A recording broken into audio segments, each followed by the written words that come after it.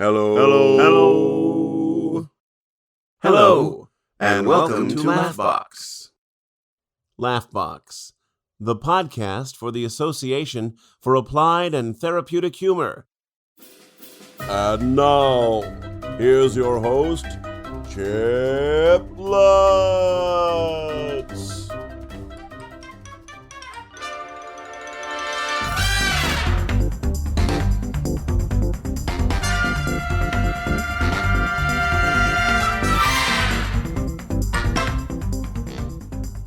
Well, here we are. It's time for Laughbox. I am so stoked to share this episode with you. Almost as stoked as I am to go to the conference in 3 months. On this episode, I had the great pleasure to talk to Marcey Rader. Marcey wrote a book called Work Well, Play More. I connected with her on LinkedIn. I thought, you know what? This is a message that fits who we are. I even tried to recruit her into the organization. I know you're going to like it. She shares some great tips on not so much balance, but how to integrate health and wellness, humor, play into your everyday life. I got a lot from talking to her. I had a lot of fun. I know you're going to enjoy it too. So sit back and enjoy.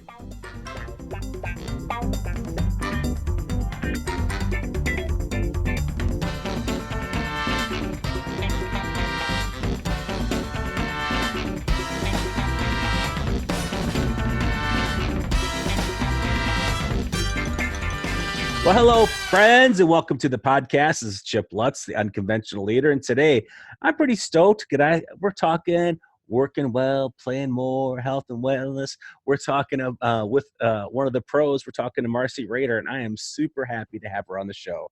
Welcome, Marcey, to the podcast. Big cheers to you. Yay, thank you. Glad to be here.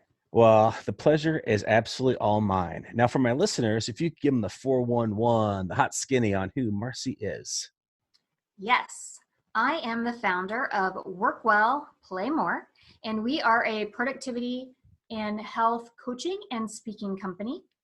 And our primary goal is to help people climb the ladder or build their business without sacrificing their health. I like that.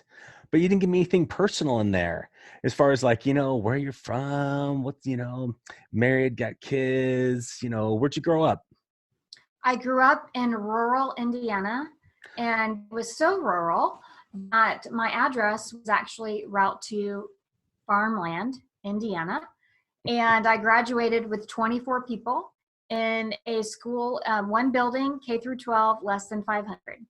Now I live in Raleigh, North Carolina, and I'm married to a professional drummer and drum teacher, which everyone finds is way more fascinating than for me to talk about my husband than for me to talk about myself. But we've been together for 26 years. Wow. And we do not have children, but we sometimes act like children. So maybe that works. Even better. Now, I would ask you a little bit more about your hometown because I'm from Central Illinois, and I fully understand the small town. With your address is just RR2. I get that. Yes. I completely get that.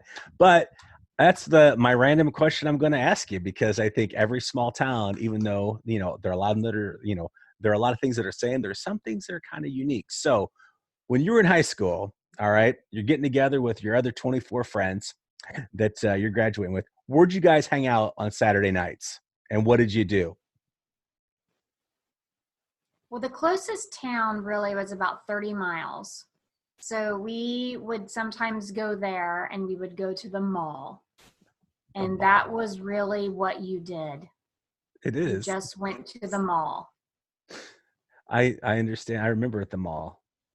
Malls are kind of dying away. Like the other morning, I went into the mall to drop something off here locally, and it was just like all elderly people that were like, walking in a big circle through the mall. And then I asked my wife, I said, do you think they're creating like a wind tunnel through the mall because they're all going in the same direction? That if we go against the way they're going, we're going to feel the draft. And so when we were walking back, I did feel the draft. It was crazy. It smelled like mothballs and Bengay. Oh my gosh, I love it.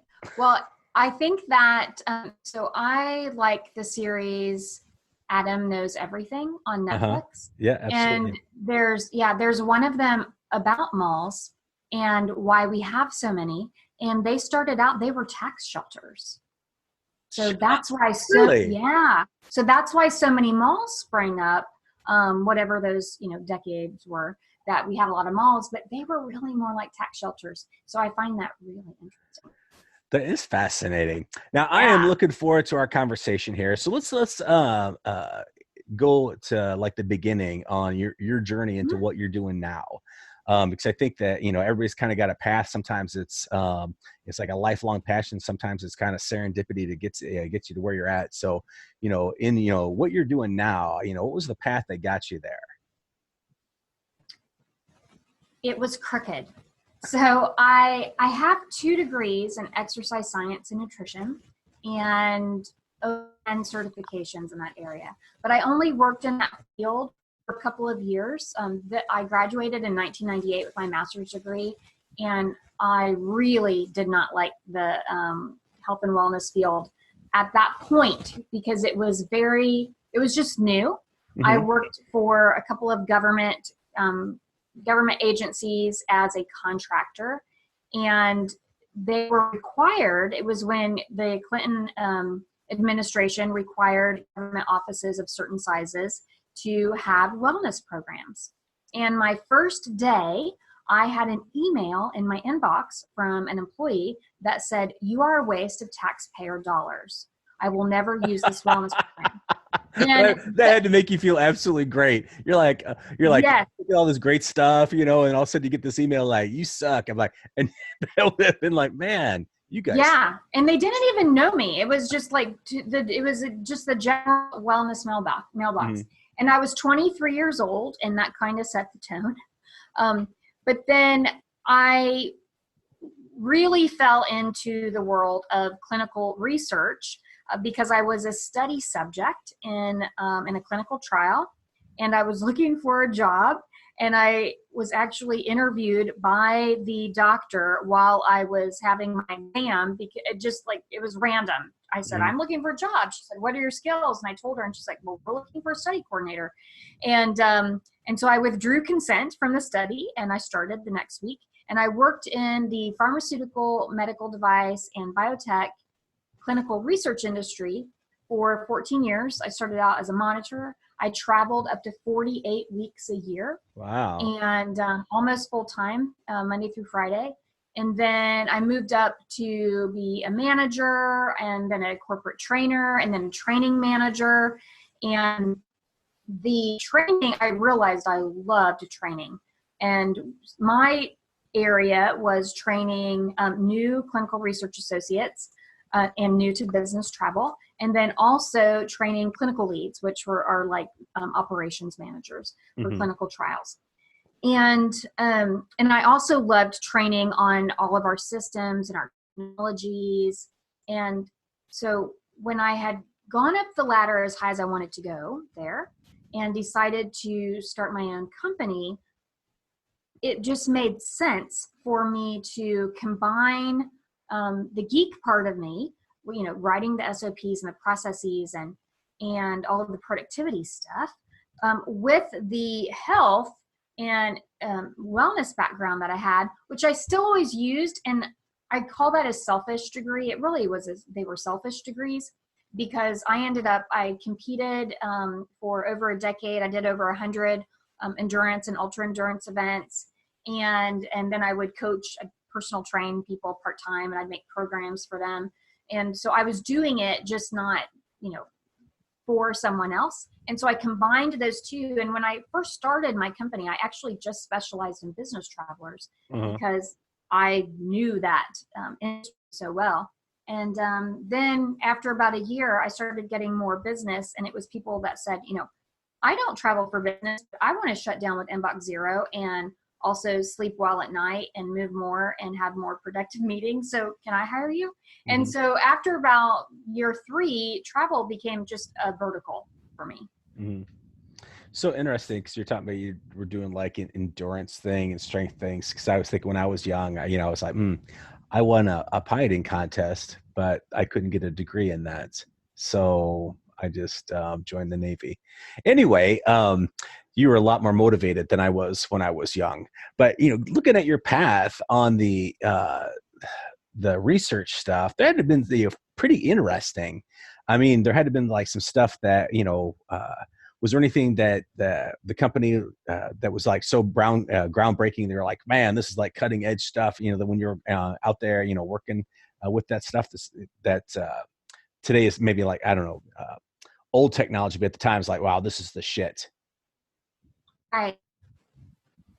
Well, for those of you who don't know a lot about the research industry, so I worked for a clinical research organization, which means that the companies that actually make the drugs and make the devices, and they hire us to run the trials or parts of the trial. Uh-huh. So we never got any of the glory or the satisfaction out of something like, or the stocks that went up when something went to market. Mm-hmm. And also it was, we would be put on a trial for maybe a year or 2 years. And then, it might be another 5 years before it actually got approved by the FDA. Mm-hmm. And we were, long gone, had moved on to something else. But I will say that the things that stand out to me in the 14 years was that I worked on the seasonal oral contraceptive, which is a 4 times a year contraceptive. Mm-hmm. And that was really groundbreaking at the time. But then sadly, I saw some devices that could have just been groundbreaking. They were groundbreaking, Mm-hmm. but they didn't have the funding. And we joke that medical device companies, it was like the inventor and an engineer and a salesperson. We'd have these little tiny medical device companies, and then the next one would be like a giant pharmaceutical company. Mm-hmm. But these little device companies, they'd come up with these just incredible devices, and they just didn't have the funding, and they would have to pull the trial. Trials, it costs the last time I checked, it was just under $1 billion for a drug to get to market. Wow. From conception to market. And That's that's crazy. the preclinical and everything. And so it was, it was really sad sometimes. Wow. I had no idea it was that expensive. That is crazy. Yeah. And it's sad. Yeah. It's even more sad that some things that could have been like really, really awesome, but the funding wasn't there. And so it's one of those things where like any idea, you know what I mean? It needs to have some kind of backing behind it to get it to where it needs to go. And sometimes things just fizzle out, and then there's this I would say like a vacuum where it should have been, but there kind of is. So let's talk about a little bit about what you're doing now, because I love the idea of working well and playing more, especially playing more. Because having the opportunity of working or playing, I'm always going to want to play. If I can integrate the two, that's even better. So let's talk about a little bit of what your mission is now and how you're doing that. Yeah. So the name Work Well, Play More came about organically because I would just say, I just want to help people work well and play more. I just want to help people work well and play more. And finally, one day, this guy that works, it was a friend of mine that was in marketing. He's a marketer. He said, Marcey, that's the name of your business. Because I had a really dumb name before. And what was it? You got to tell me.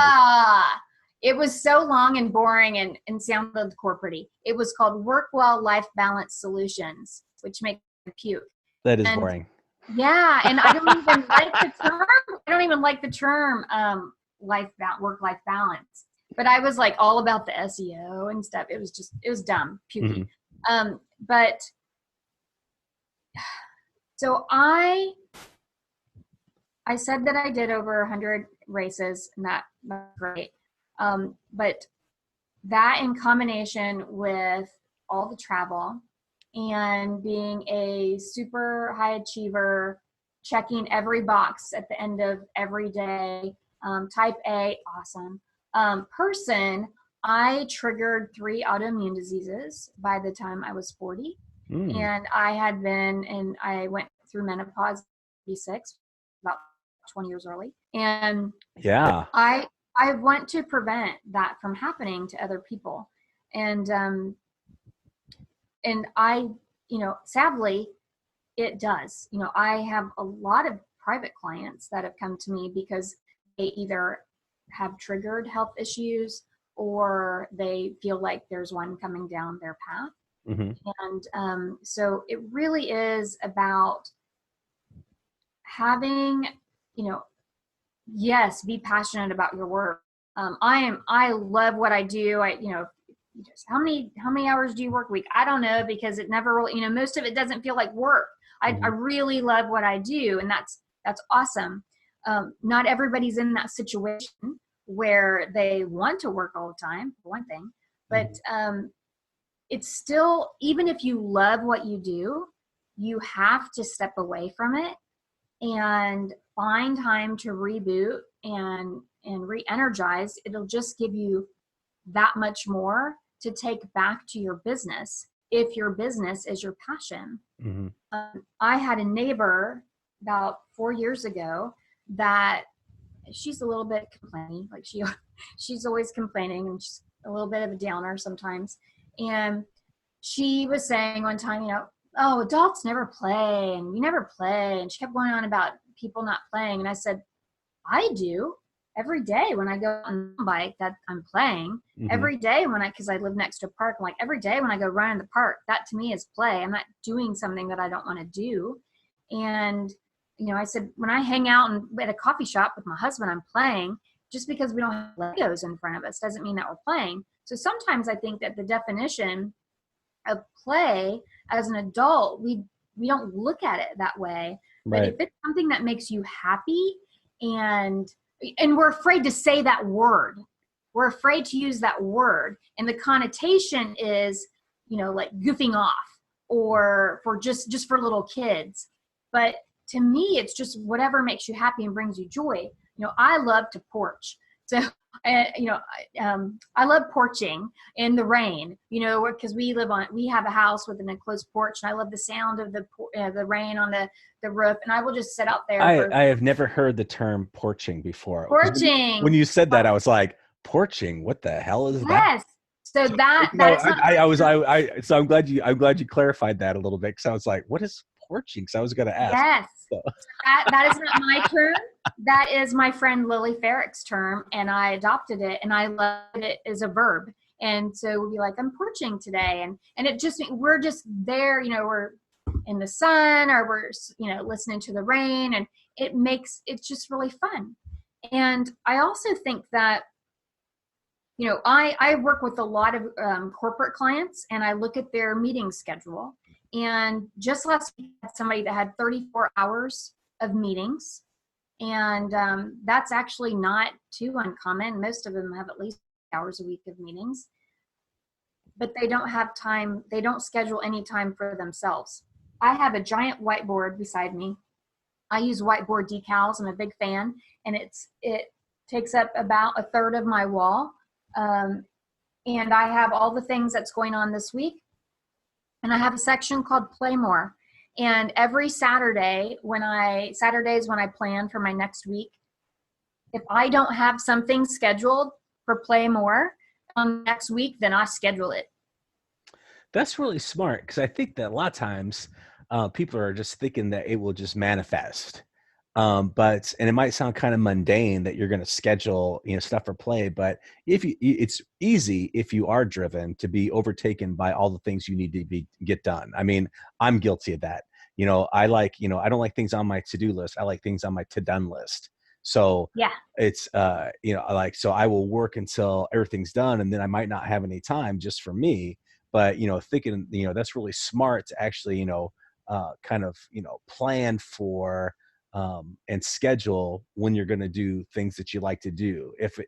And I wouldn't think that you would have to even schedule like an hour or 3 hours, just, whatever it is, like you said, that brings you joy, even if it is just porching. Yeah. Yeah. And I don't get super specific. Like for my Play More this week today, I'm looking over at it. I'm having lunch with a girlfriend on Friday. I'm having coffee with a girlfriend right before I have lunch. And on Sunday, my husband and I are going to a newly remodeled modernist house.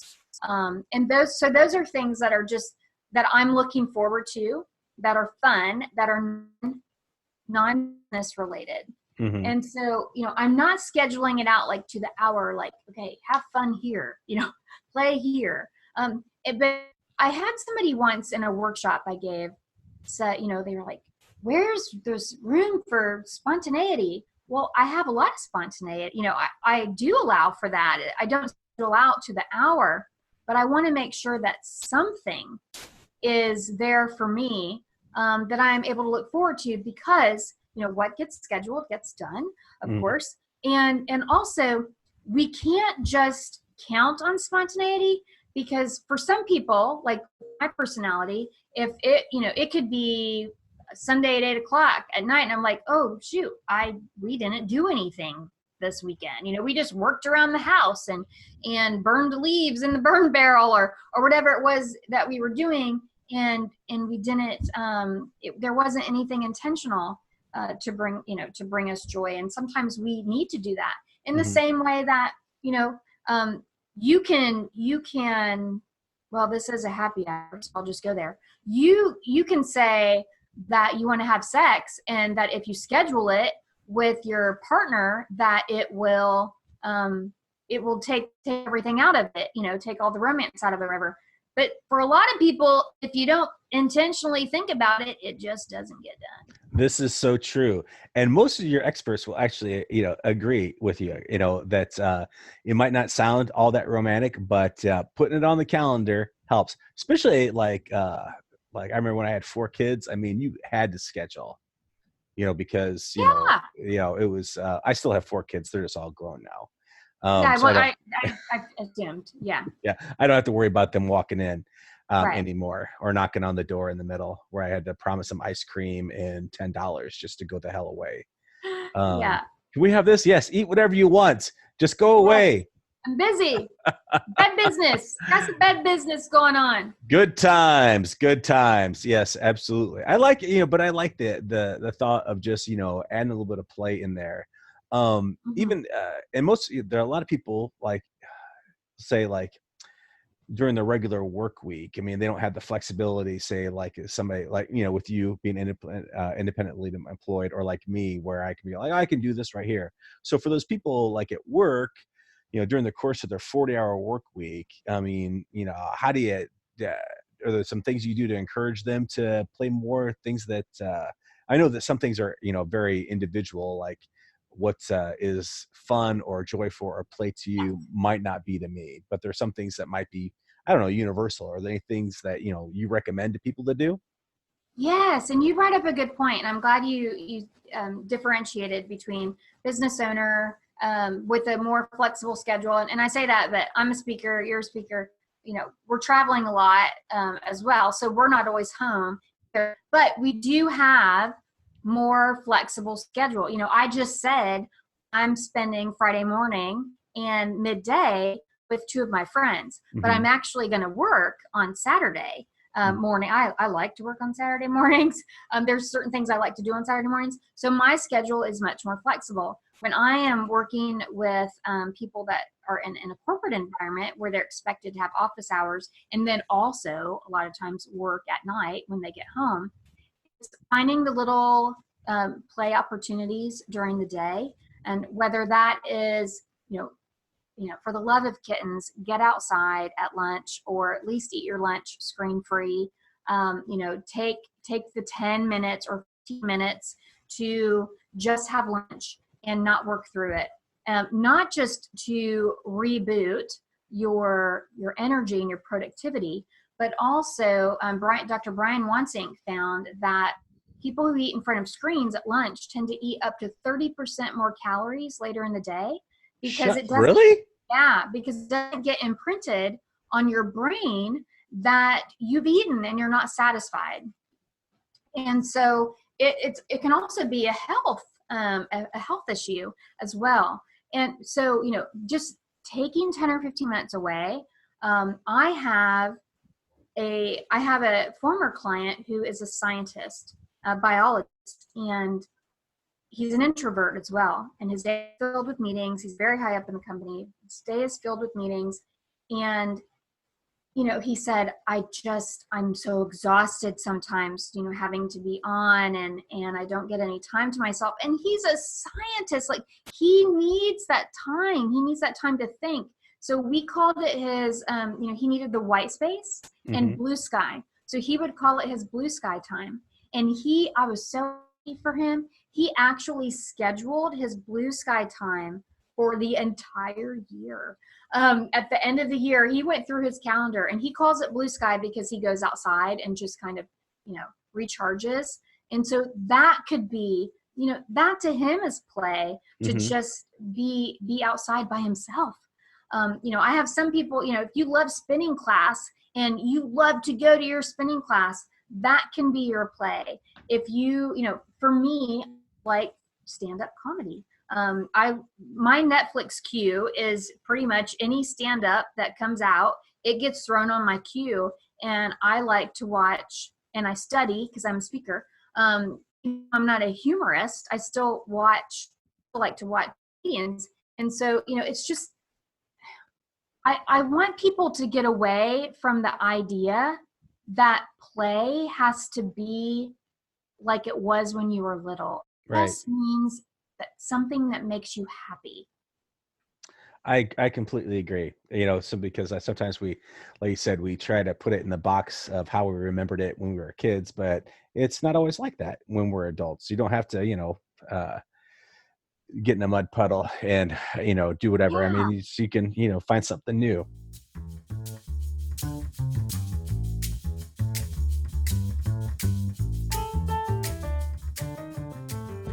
And we'll be right back with that interview with Marcey, but now it's time for Fun Facts. Fun Facts is where I share facts on laughter, humor, sometimes the absurd. And since this week we're talking a little bit about play, I thought I'd share a fact on play. And this comes from Discover Magazine Online.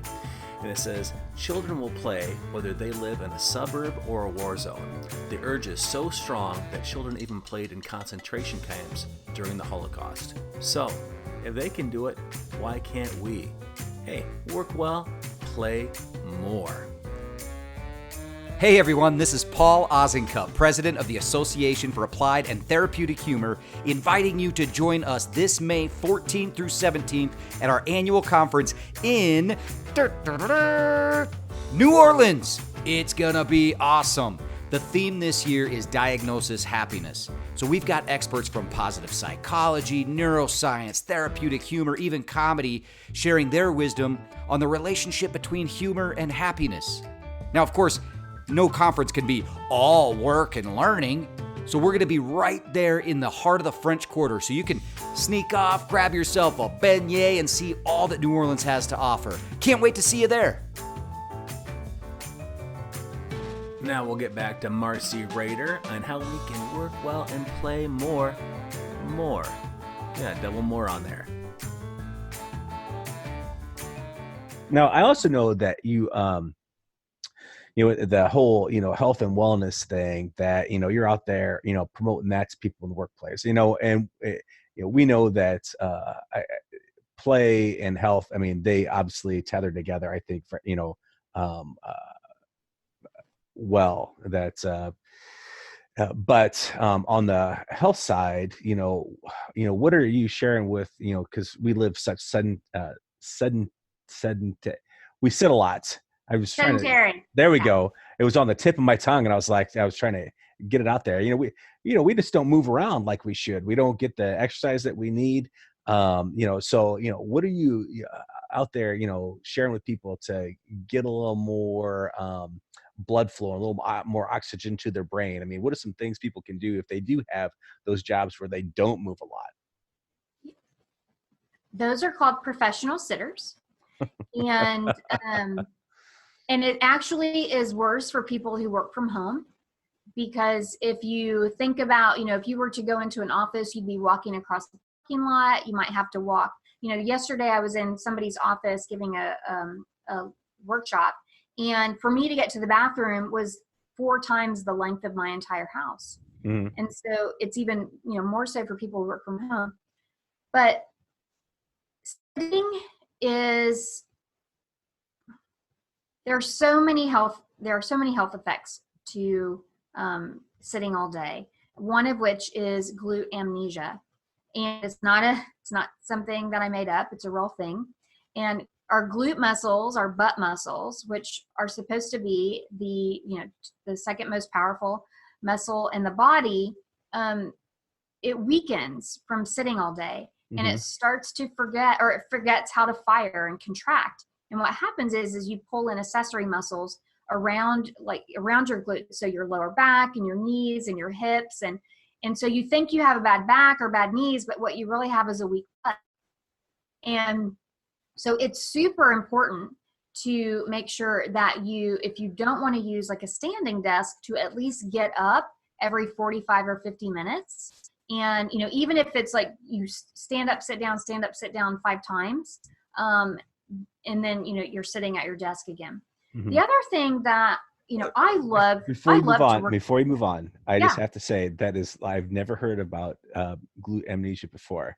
That is really, that is amazing. I like that. It's like my ass can't remember anything. I love that. Yeah. True story. True story. The other thing I want people to think about is, I love to exercise, but not everybody does. And I don't make anybody do it. But a lot of my fitness comes from just movement opportunities.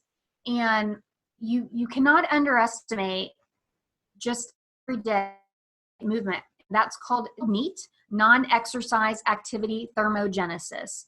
And the thing to know about that is that even like fidgeting, pacing while you're on the phone, all of those little things add up.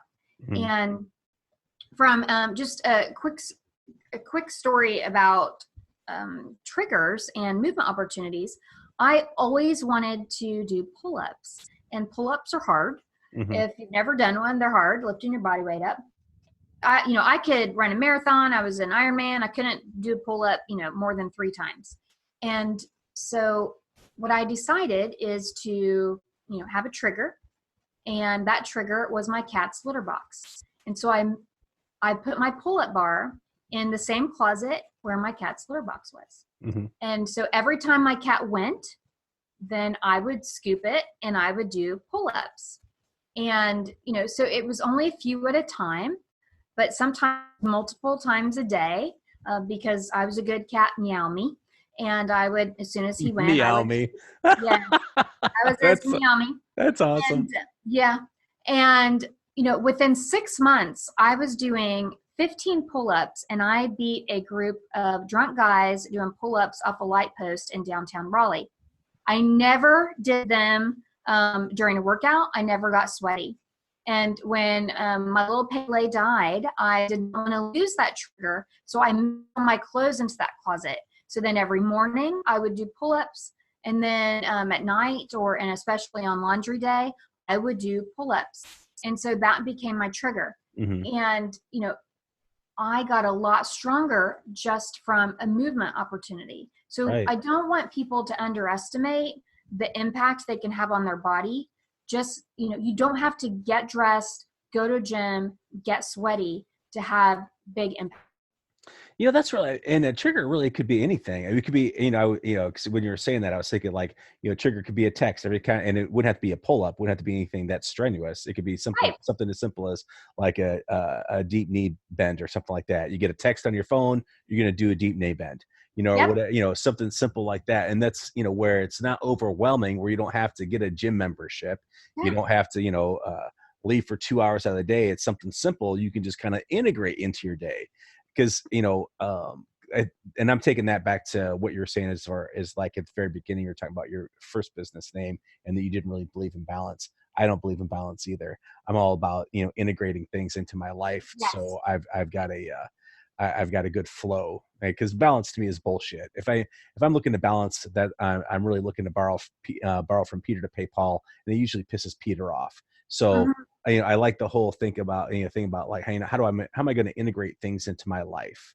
And same way you could use I would think a trigger for some a play trigger as well. I would think where if you like reading stupid jokes, maybe you got like a website where it's it's got some on there. You get something happens like, oh, I'm going to just like check out a stupid joke for a minute. And then, it might give you that momentary respite from the spreadsheet you're working on. So I love that. No, Chip, you're right. Because YouTube cat videos can do that.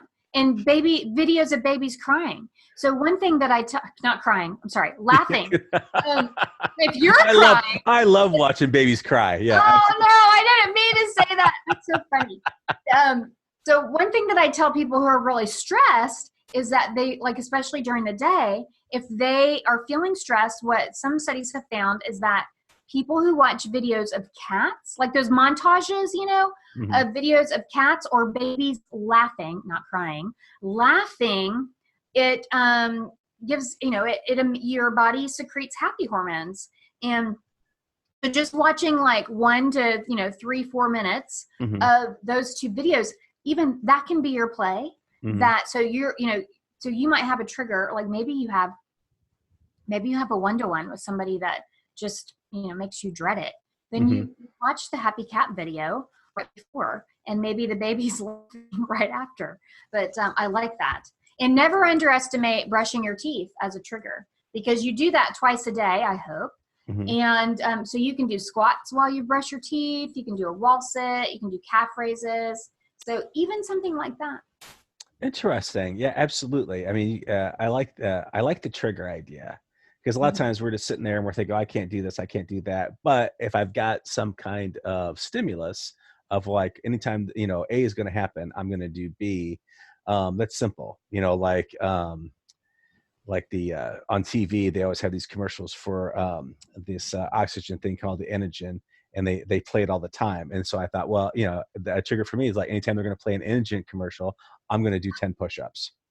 There you go. There you go. I like it. That would require me to watch a lot more TV if I really wanted to see any benefits, but that's okay. I could do it if it was like a day. Anyway, that's really great stuff on, simple things I can integrate into my day on, playing more, working better. I like all those things. I especially like the whole trigger idea, because that's something that I could put into anything, in my life. That is really, really worth the price of admission to the podcast, my friends, right there. That's the moneymaker. So if after today people want to connect with you, I mean, where do they get them some more Marcey? MarceyRader.com is my website that's more centered around my speaking and coaching. But then workwellplaymore.com is where I send people that are companies that want to hire me. And I have a team of specialists as well with subject matter experts in different areas. And I also, in November, launched my third book, which I'm super, super psyched about. It's Work Well, Play More, Productive, Clutter-Free, Healthy Live, One Step at a Time. And that is at workwellplaymore.com/books. So that came out last November, or it's coming out this November? No, November 18th, 2019. Okay, so it's available now. Cool. It is in all formats, paperback, Kindle, and audio. And I imagine that they could probably find the link, on your website as well to buy the book. Oh, yeah. All right. Yes. Groovy. Well, I've really enjoyed talking to you. It's been a lot of fun for me. Now, if we were really at a bar drinking down in Raleigh, you just beat me at a bunch of pull-ups. Yeah. I would probably give you some kind of drunk dare, which might have been the pull-ups, but it's not. So since we're not out at a bar, I'm just going to ask you a few random questions from my Overstuffed Would You Rather book. Marcey, are you game for 3 questions? I'm so game. All right. First question. Would you rather, as a woman, have a really hairy back or really long, curly, exposed nose hairs? Oh, hairy back for sure. I could get that lasered. And I can't stand seeing nose hairs. I can't, and guys coming out, I cannot stand it. So give me the hairy back any day. Gotcha. All right. Second question. Would you rather be able to change 3 incidents in the past or alter 3 future situations? That's a hard one. That's so hard. And it's so broad, because if it were my things that, I think it's a little scary to alter events of the past.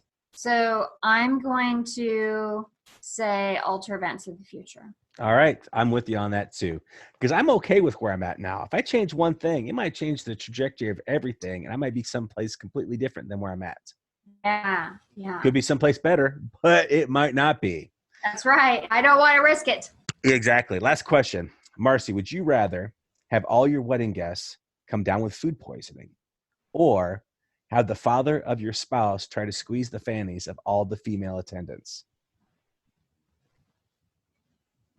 Oh, squeeze the fanny. Oh, of all the female attendants? Yes.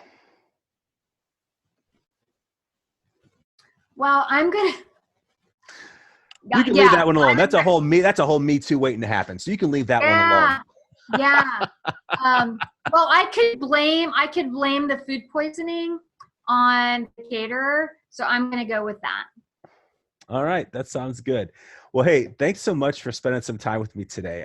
It was a fun conversation. And I tell you what, I liked everything you said, but that trigger thing, I'm putting into play right now. What's going to be your trigger and your movement opportunity? That's what I'm thinking about. Thanks so much. You have to email me and let me know. Will do.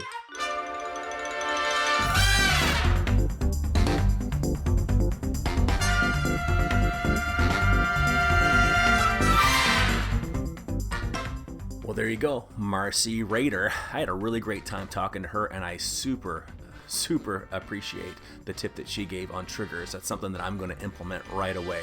I'm encouraging her to check her out, buy her book, and I'm also going to encourage you to go to our website, aath.org.